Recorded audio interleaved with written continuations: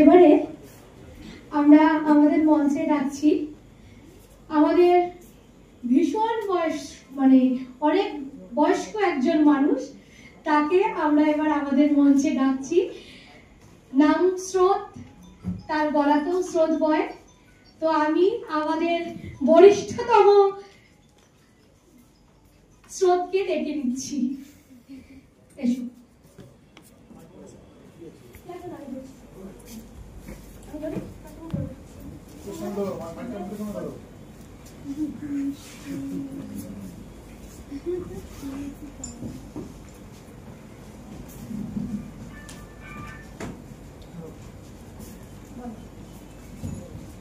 নমস্কার।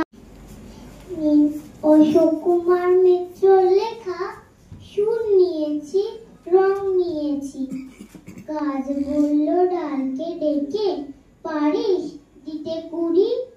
ডাল বলল ফুটিয়ে দেব কুসুম ঝুড়ি ঝুড়ি।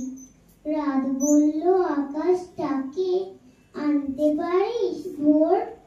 বললে আকাশ সোনালি ভোর, কখানা চাই তোর? বনের পাখি বললে ডাকি, গাইতে পারি সুরে? রামধনু রং মাখিয়ে রাখা আকাশ খানা জুড়ে। কেমন করে এসব পারি? বললে ওরা ডেকে। সুর নিয়েছি, রং নিয়েছি রবীন্দ্রনাথ থেকে।